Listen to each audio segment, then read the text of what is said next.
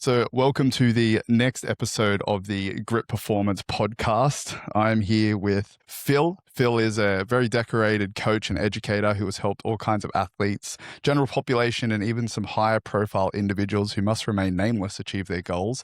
But beyond the bio, they've been a personal mentor to me, and today we're going to pull back the curtain on the man that I call the monk in the mountains, and we're going to touch on consistency. Consistency is one of those things that, like, I think it sounds gross and cliche, like when you first mention it, especially with like a fitness and health background. But hopefully today we can give some valuable insights and maybe some tools, some takeaways on consistency that you may not have, considered previously. I know between myself and Phil, like, so many people are sort of probably once again look at consistency in that same sort of gross light where they've seen it on a billboard or a poster or a sticker or something like that, and probably lean more in towards the fact that they want motivation. But today, hopefully we can sort of get people to focus more on the architecture of consistency and, less on motivation. Yeah. I think consistency, because of that cliche attachment that's been sort of generated around that verbiage or that word, particularly with the modern,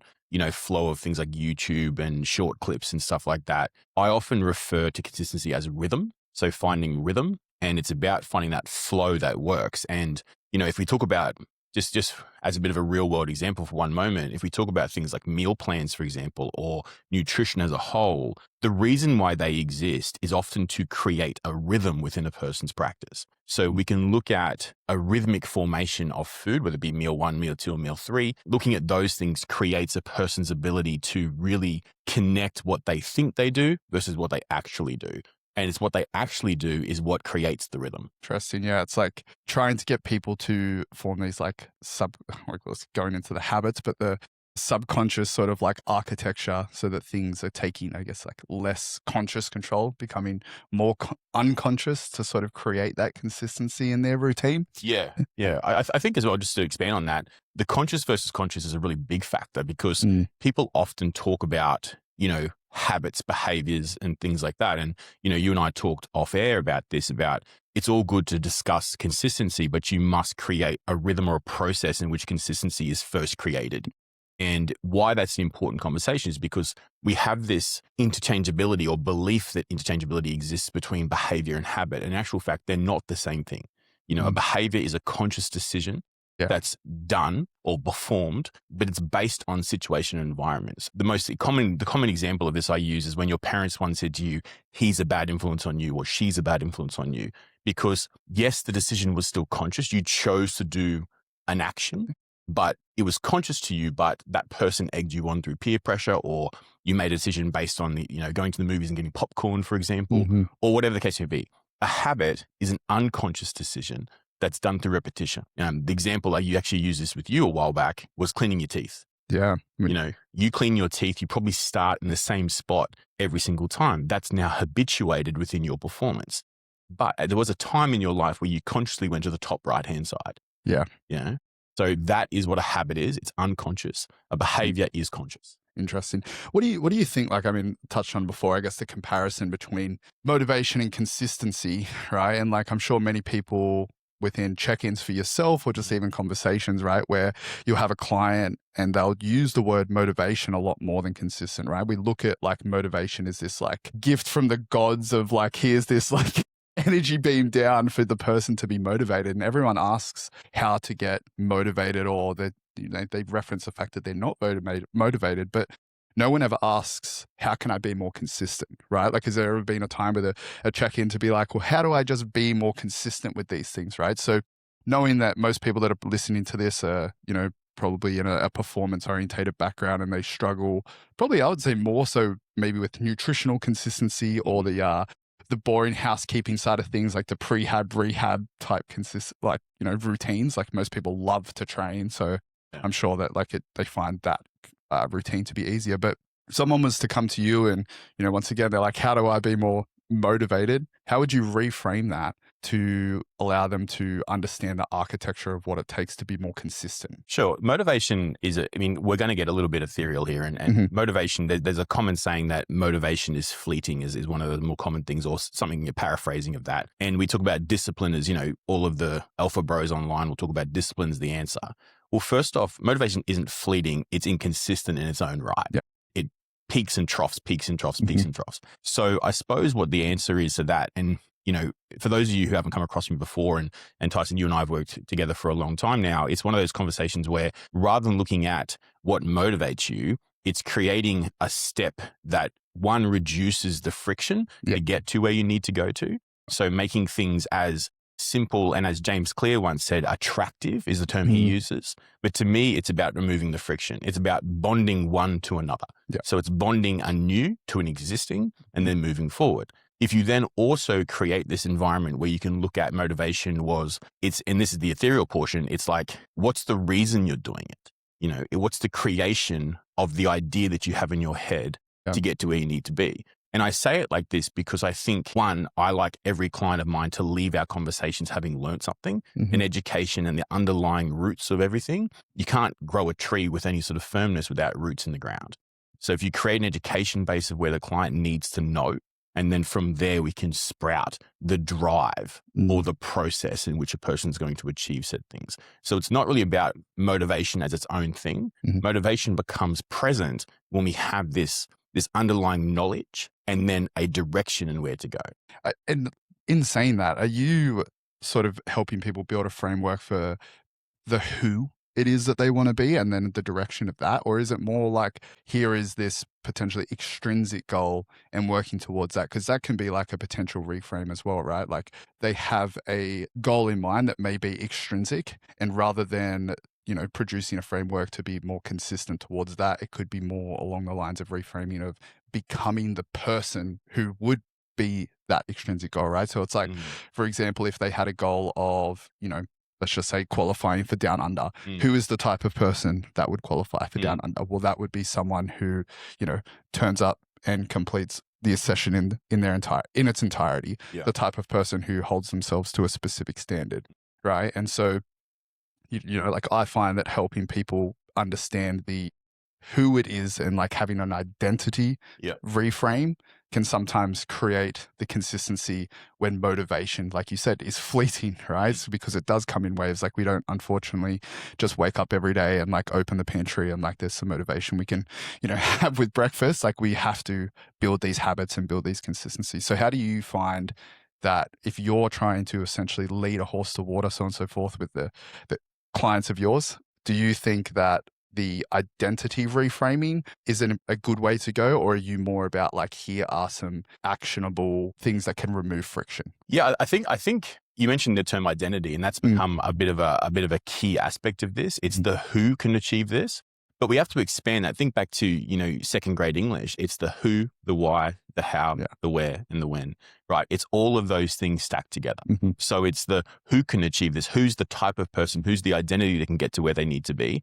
The why is that a goal in the first place? The how is the process. The how is the structure. So the how is the identifying, all right, if I'm at A position and I need to get to Z position, what does B through Y look like? And that could be focusing on a certain skill set. It could be focusing on a certain attribute. It could be focusing on getting to class in the morning or getting to do extras, all of these things. The when is deciding when are you going to action that change in identity. So all of these things are how we talk through it. First, you must start with who. Who is the person? Well, I'm an athlete. I identify as an athlete. Therefore, an athlete would make X, Y, Z good decision. The how is I'm going to be controlled. I'm going to be decisioned, and decisioned, and that's a bit of a made up word, but it's a person who makes actionable decisions on a consistent basis. And if you identify as a person, and look, not to bring it back to James Clear again, because I think, there's a reason why his book is so good, but it was also half poached. It's a story for a different time. Is when you decide to be a certain person, that person you've decided to be would or wouldn't make certain actionable decisions. And that's a really important understanding, because once you decide that, from there, and you've decided to take the action, and keep in mind, we're still in preparation. If you talk about the stages of change, we're not in action yet, because preparation is investigating the sequence of change. action is the doing. Mm. Yeah. Now, how do we get there? We get there through attendance, through nutrition, through rest, through recovery, through function, decision-making, drinking water, all of those things. Yeah. Putting the steps in place. And then once you go from the prep or those two identifiers, the who and the how, you can then move to the when. And once you have a when, you start that shift from preparation into action. When, we continue, let's go to it then, right? So when it comes to, the action side of things and you're helping people sort of like implement these changes, what is potentially an audit, right, that someone can do? They've come to you and they're like, I need to be more consistent with, and like, I love giving real world examples, right? Like one thing as we sort of move forward through this podcast that, especially in our conversations, I think there's so much like it depends talk all the time, where I definitely want to sort of be like, look, here's like something actionable and people can have some takeaways, right? Yeah. Because I feel like to a certain extent, the it depends is like a intellectual defensive sort of mechanism. And like the more that we can sort of like, I guess, give people some value, the more that, I think people will appreciate these conversations. But when it comes to helping a client essentially audit their lifestyle to make some actionable change, to give you sort of an avatar, right? Probably something very consistent with we would work with. Let's just say performance-focused athlete struggles to implement pre-workout nutrition prior to longer, harder sessions, even though they know they should, whether it's through lack of, like just lack of preparation. Let's look at the audit in a much larger scale. So the first thing we're going to do is the first thing people do, and especially in this day and age, it's rare to find a person who has access to the gym whenever they want it. Yeah. They have other commitments, whether it be work, family, etc. So I create this thing I've called the mud map. And the mud map, think of it like a schedule, but with less restriction. And it's done on a spreadsheet, Google Sheets, Excel spreadsheets, whatever the case may be. You map out 7 days and the hours of function that you have. Let's say 6 a.m. to 8 p.m. as a hypothetical, right? You then use that spreadsheet in that layout to put in your non-negotiables and the desired time in which they take. It could be family time. It could be work from 9 to 5. These are the things that you can't modify for whatever reason. Yeah. And then from there, that mud map allows you to see where you can fit certain things in, because time is what most people struggle with. Yeah. I can't get to X because of these. So the mud map allows you to visualize the restraints or the controls of your given time period. Once you have that, and I call it a mud map, by the way, because it's malleable, because it has to be able to be moved. Yeah, it's not bricks, not stone. Not stone, right? That's it. So we have to be able to go, all right, if a person is short on time, let's use nutrition as a really easy example. If a person is short on time from 4 o'clock in the afternoon till 6 because of kids' sport or even CrossFit class, for example, whatever the case may be, whatever their commitments are, they are stuck between that time and that time, 4 and 6:30. Now, when they get home, it's putting the kids to bed, or it's structuring the next day, or it's doing a little bit of catch-up work because they left work at 4 and not 5, all of these things. So if I said to that person, hey, let's visualize that in the form of a mud map, and then let's figure out a way to give you back half an hour each night. Now, that could come in the way of meal prep. And it's a simple conversation for people in our arena to go, well, why aren't you meal prepping? Yeah. But that's also one of the things people struggle with. Yeah. Yeah. But if I can give them simplified nutrition, which allows them to do that, say on a Sunday or on a Sunday and a Wednesday or whatever works out in their schedule, they can reclaim 20 minutes, 25 minutes, 30 minutes, which doesn't seem like much, but it contributes a large chunk of free time, which accumulates to a feeling of freedom across the week. Yeah. If you're freeing up 30 compounds. minutes a day over 7 days, that's a huge win. Yeah. So from there, we can go, all right, how do we use that time? Is that person so on the go that 30 minutes can be spent sitting down and recovering? Or can we do something else in that time now that we've given you that time? Yeah, you've got it back. Where are you going to use it now? No, super, super helpful, right? And that's like the spreadsheets, great example. There's like, there's lots of apps out there like Todoist and things that you can time block to sort of give you something more visual, because sometimes just thinking about it can be overwhelming, right? It's like the whole, Marx really is like, we suffer more in imagination than reality type thing. It's like if you sit there and just try and think about it, it can be a lot harder and less actionable to plan than if things are actually written out and you're time blocking. And even if it's just a temporary measure to allow you to build a framework, it may not be something that like you're constantly time blocking every day for forever, but it might allow you to kickstart removing some of those frictions to the point where it does just become more unconscious, right? Yeah. And then over time, when you need to reutilize that same sort of system to implement new habits, right? Because life is seasonal and things will, dramatically will change throughout. So, it might be like a process that you implement at multiple times throughout the year when you know that, you need to make some actionable change to make things more consistent. It's also important too, when you are looking at the mud map, don't feel obliged by a certain time because, it's really important. And as this is a more of a coaching conversation, but I want the clients to hear this, is that how I coach A versus how I coach B person are very different. Yeah. I coach the person, not the structure.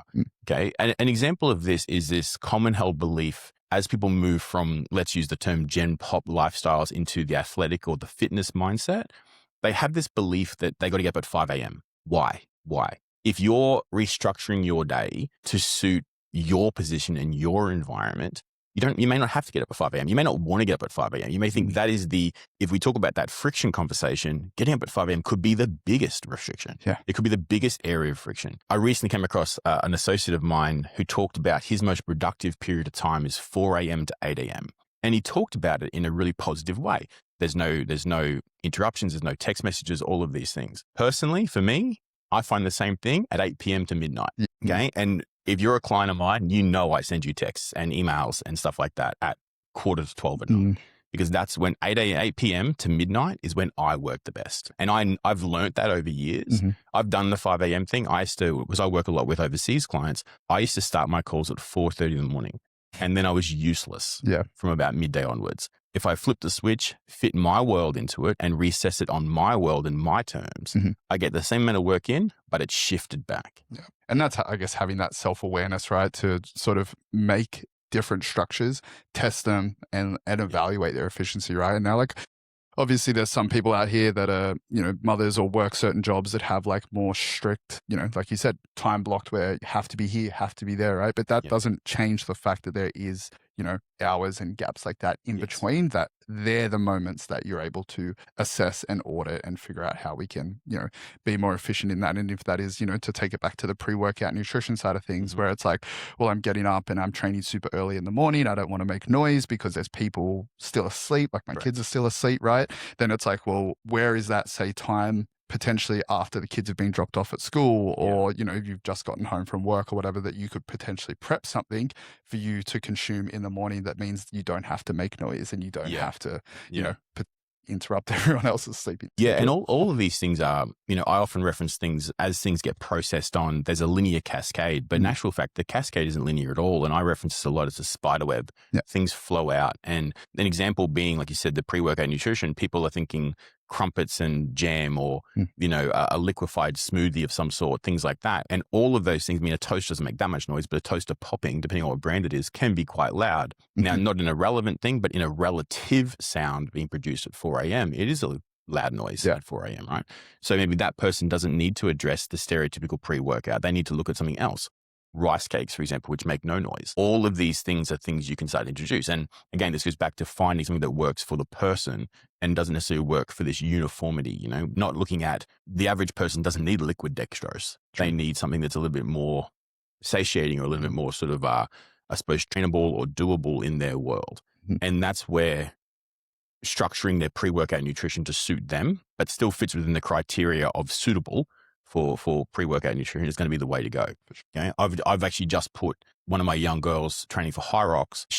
We've just increased her carbs to 55 grams pre-workout, and she was previously on 40. So of course, as you know, with gut health and gut function, we're testing that. So we've actually moved her consumption back by 15 minutes. Now that means she's up a touch earlier. That puts pressure on her to not make noise because her household gets up at a certain time. With that in mind, we've shifted her from the English muffin to the rice cake. Yeah. And that's going to be a way for her to become more accustomed to a food that suits her best.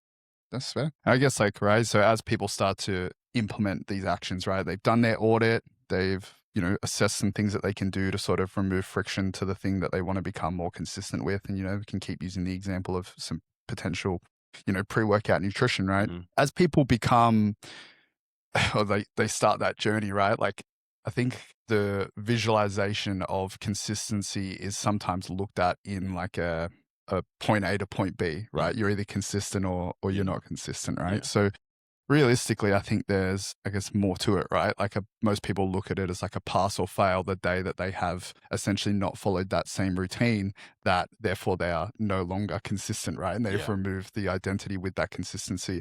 And I think it's important to know that I like using the is it like no two strikes, or is it like, don't fail twice, or like whatever that concept is. And I know it's like the idea behind it's not repeating the same mistake, right? Like if there is a day where you forget to eat, you forget to have your pre-workout meal before you go and train, that by then executing the next day and, re-implementing that habit that you've initially, were trying to utilize, you'll be able to like essentially maintain the consistency of it. But multiple failures in a row are going to lead to essentially a snowball effect of failing. So don't look at it as a pass or fail from a one-off circumstance. Where possible, try and immediately essentially get back on that horse. Also look at a lot of these conversations we're having in this day and age are not new. An example, there's a 3,500-year-old Japanese conversation that's called wabi sabi, right? It's a ridiculous name, but it's what it is. And for those who aren't too familiar with the Japanese concepts, wabi sabi is seeing failure as a growth phase. So it's accepting that small failures are actually a part of the successful path. So if you do fall short on one day and then the next day you recorrect, and that recorrection could be getting back on the quote unquote horse and redoing it again, or identifying that, hey, maybe that option that I chose wasn't for me and then modifying accordingly. That is essentially this concept of wabi sabi. It's this recognizing there's beauty and there's perfection in imperfection. So and again, it's the lessons, not the loss. It's lessons from what you've done, whether it be successful or unsuccessful, and then moving forward from there. And those variables definitely strengthen a routine too, right? Like obviously everything's not always going to be perfect. You're not always going to wake up in your own house and train at your own gym and 100%. All that sort of stuff, right? Like, so if you go through a day where something fails and it's because, I stayed at my partner's house or we were traveling and that folded, but you were then able to re-implement it from the following day, you then strengthen the ability to sustain that habit in these variable circumstances, right? Like just use the context of a sport of, like an Olympic weightlifter. And it's like, sometimes these people, they're so like, and I can compare it to CrossFit where they're so used to lifting in these like silent environments where everything's controlled and you can hear a pin drop and the lighting's always perfect versus like, in CrossFit where it's like, you've probably got people walking in front of you and there's different songs. Maybe sometimes there's no music. And it's like, like some people are training where they're like, I can only train if I've got music. Or some people are like, with a mirror. Yes, right. So it's like you want to be able to know that these habits or these executions can be done in variable formats, and that definitely strengthens the consistency. Yeah, 100%, because small successes are hard to. I'll rephrase that. There's a concept, and I mentioned this briefly before, but there's this concept called ABC, and you and I have talked about this before, and it's anchor, behavior, celebration. And what essentially it is, it's attaching a new behavior or a new action to an existing behavior. And I briefed on this before. The C stands for celebrate, and the celebrate is a part of the recognition of the success of progression. Now, it could be, for example, saying, and the really easy example is I always use, if you have a glass of water every morning, and your coach or someone around you has said to you, hey, can you have a multivitamin, for example? If you put that multivitamin on the kitchen counter before you go to sleep, when you wake up, there's no friction. You're already drinking the glass of water, so you're attaching the new concept, the new behavior, the B, to the anchor, which is the glass of water, which pre-existed in your behaviors. After you do that, it's not about self-high-fiving yourself. It's about going, you know what? That's a step forward for me, a micro step, but a step.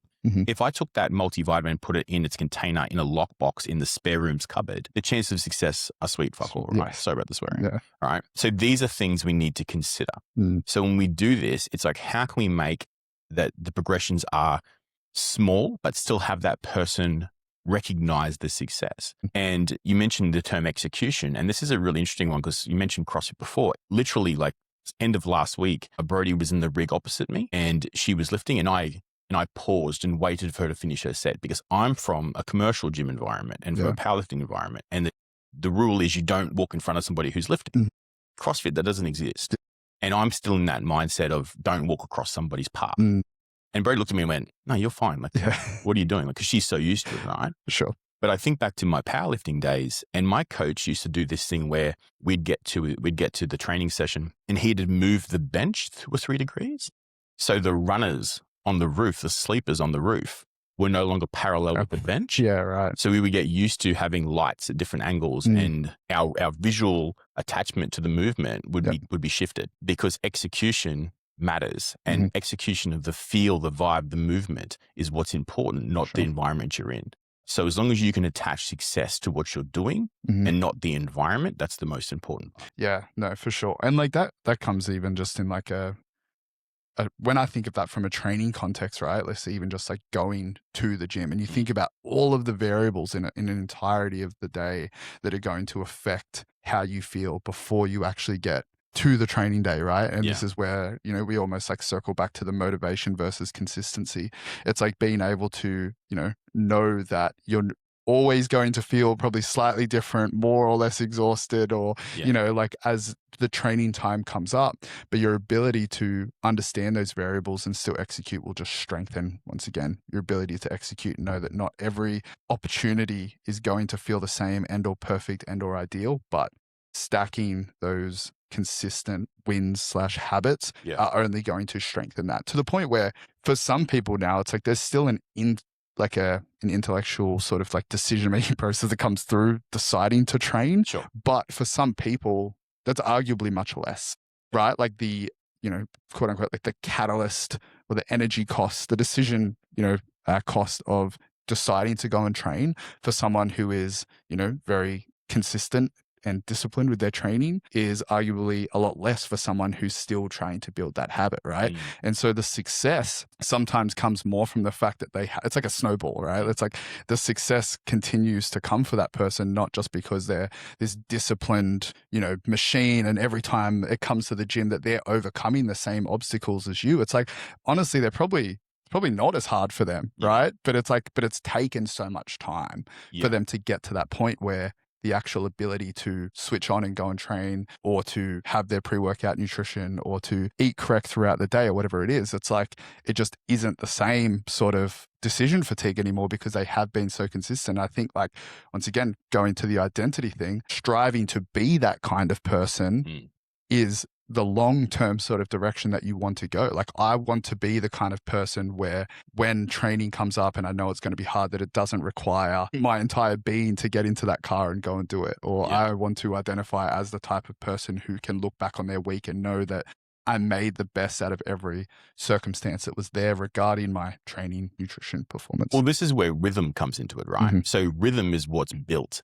And I think there's a not to say a misunderstanding, but there's a conversation where, you know, I often talk in phases, and phase 1 is where I set the baseline, and the baseline is really considering the rhythm that's predicted versus the rhythm that is actual.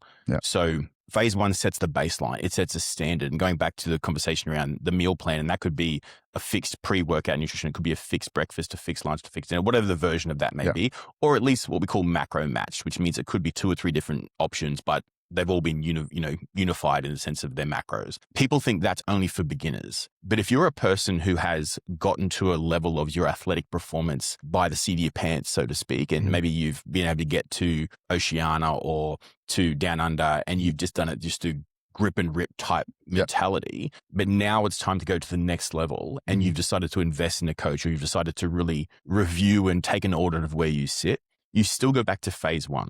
The difference being versus say Gen Pop, your phase 1 might be 2 weeks, whereas a person who's starting out or at the earlier stages, let's say a regional comp or a local comp, they could be in their phase 1 for 4 weeks or even 6 weeks. Then from there, we establish how the person fits, we fine tune, and then we move to phase 2. And phase 2 is where the rhythm has been set. You know how you react to certain foods, and that could be potato, it could be rice, it could be oats.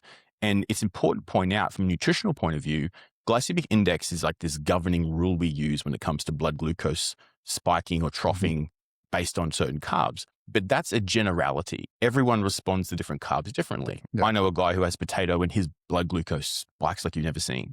Next person, it's heavy starches, RS or resistant starch, doesn't spike at all. And that's the same dosage at the same time. And that's measured through CGMs, continuous glucose monitors, to know that it's a fact, right? when we go to phase 2, we start bringing in some freedoms. But before we do that, we do a mud map at the start of phase 1. We do a mud map and a review at the end of phase 1. And we assess, is that person ready to go to phase 2? Okay. But the rhythm has been set. And part of that rhythm, and that's why I keep going back to the mud map, is has the person found something they can stick to? Have they manipulated their mud map to a point that allows them to go, you know what, at 4:00, 3 days a week, I've got sessions. That's when I can train. But the other 2 days, I've got to go at 6 a.m. Yeah, phenomenal point, right? And it's like, assessing the individualization of all of those things, right? Like when we just, you spoke about the nutrition side of things, where it's like you're assessing potentially like what it is that you've done, and through that phase 1 or to phase 2, it's like we're looking to implement small changes from baseline in comparison to implementing phase 3 down the road, where you're like, oh, this is the plan that my friend uses, so I'm just going to implement that. It's like there's steps before that to ensure that we're actually setting ourselves up for success, giving ourselves wins, right? That removing the friction, that building the rhythm comes from alley-ooping yourself a slam dunk, not, handing yourself like a impossible feat, right, to sort of implement initially. So I would say for anyone who's sort of, looking at, implementing more consistency to aspects of their training or nutrition, what is one degree of separation from where you are now to where you want to be, and utilize that initially? But that 1 degree, the steps as you get further along your level of towards elite, that 1 degree becomes a much larger degree. Yeah. It's not a linear progression. It's an exponential progression. I'm privileged enough to work with professional athletes. And for example, a couple of my guys just finished their NFL season, and we do a reset to phase 1 at the end of every season. So they have an off-season reset and an on-season reset, because when they're playing football and they're traveling across the US, I can't give them the same rules that they have an off-season. True.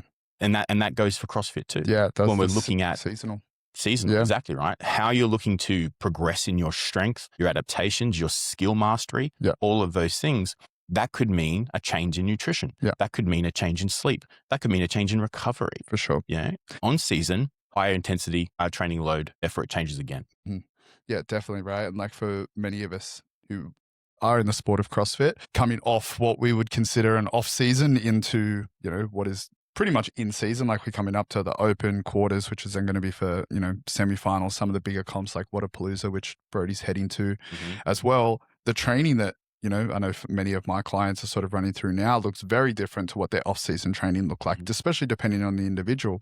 So we had individuals who are working a lot more on strength and then a lot more on their endurance. So training volume for people who were completing these like endurance feat, like the training hours and just the volume compared to say some people like more so like Brody, who her training volume is actually probably going to go up a lot more now because she's coming in season, right? She's been doing a lot lower volume, more strength orientated training. So her nutrition and the things that like she may have found she could easily be consistent with just because she was spending less time in the gym and she had more time outside of the gym to be prepared.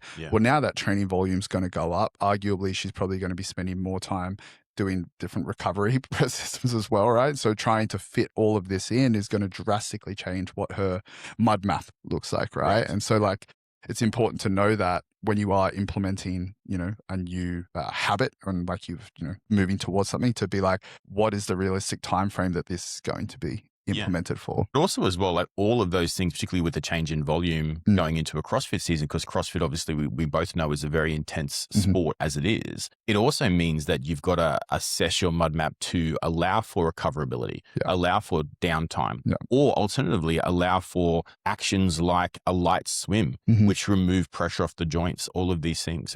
Because what we're talking about, and this is a more of a common terminology these days, but maximal recoverable volume. And that's not influenced by downtime, but also nutritional influence as well. Because if you don't have the bricks to rebuild the house after training, your house is going to be weathered by a storm all the time. And then all of these things, there's this thing called upper respiratory tract infections, okay? And URTIs influence quite heavily when it comes to physical load. So the total load on the system is called allostatic load. And this has become more prominent in the last few months with Asker Jenkins putting out some papers in relation to this. But for those of you who aren't too familiar with the term, allostatic load is total pressure on the body. Now it's training, it's nutrition, it's sleep, but it's also the micro scale things. It's the pressure those things put on immune function. Yeah. If you're a teacher, a nurse, someone who's involved with public and you're touching hands, touching dirty spaces all the time, things like that, well, your body has to fight on a microscopic scale against those pathogens all the time. That contributes to how much load is on your system. Well, that has to be accounted for. Sure. Yeah. And then when you put training at a higher volume in a high, in an in-season position, well, that suppresses our immunity for a momentary period. Yeah. And then the body rebounds through a process called hormesis. But that's a technical conversation, right? But it just bounces back and your body becomes adapted to that level of volume. But there's a threshold and everyone's threshold is different.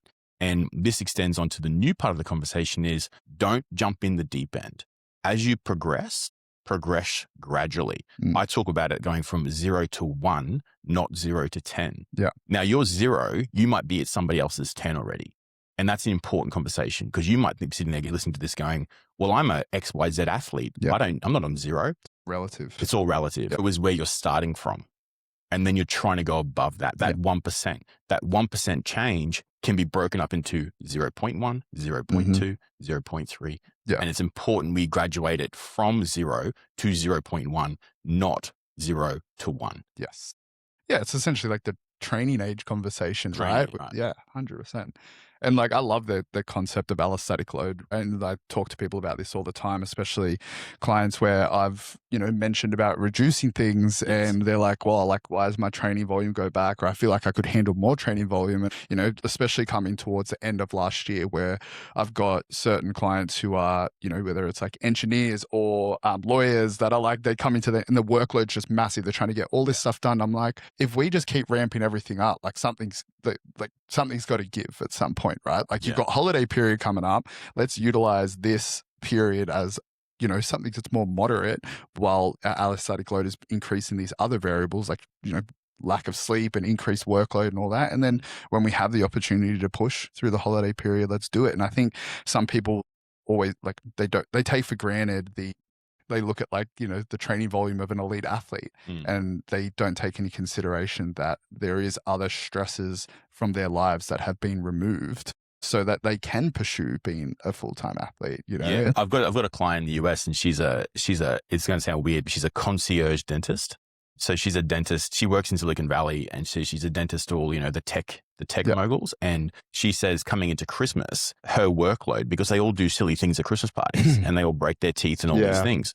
So she's pretty much on call from, the 10th of December right through to New Year's. So we were looking at bringing in a new program to her, increasing her from 4 days a week to 5 days. And she said, when am I going to start this? I said, end of January. Yeah. Because we're not starting her during her busiest phase. Yeah. Now, on top of that as well, she's a former D1 athlete, collegiate D1 athlete. So her mindset is athlete, athlete, athlete. That's how she thinks. That's how she acts. That's how she behaves in all aspects of her world. So she thinks volume, train hard, do more. And I was like, no. We even went so far as to drop her from 10,000 steps to 6,500 steps a day, just to allow that downtime to offset herself.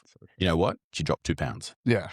See? On less. It's just, having a more holistic view to what the training program is in its entirety, taking into consideration that allostatic load. And then you said whether it's a mud map that you use or just the overall framework that you have to be consistent, but it's taking all of these variables into consideration to allow you, once again, alley-oop yourself to be successful, right? Like don't try and give yourself 75 hard in arguably the hardest part of the year, right? Which is definitely what happens a lot of the time. It's like, people kickstart these things where it's like they feel like they're being inconsistent or that they've lacked motivation, but maybe they're not taking into consideration these other variables. Well, I haven't been sleeping as much because, my child's been sick or my workload's been really high. So I've been working way more than normal and haven't eaten. And rather than assessing and looking at that, they're like, I just haven't been as consistent with the gym. I need to implement this 75 hard or this, I need to start training twice a day. And they go from things are already not great. So if I just do this really hard thing, that'll help versus being like, what is once again,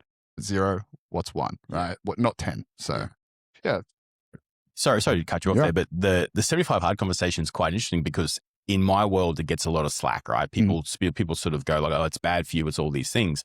But if you look at the framework of 75 hard, it is actually excellent. The things it asks you to do, the problem is it throws you in the deep end. Yeah. Yeah.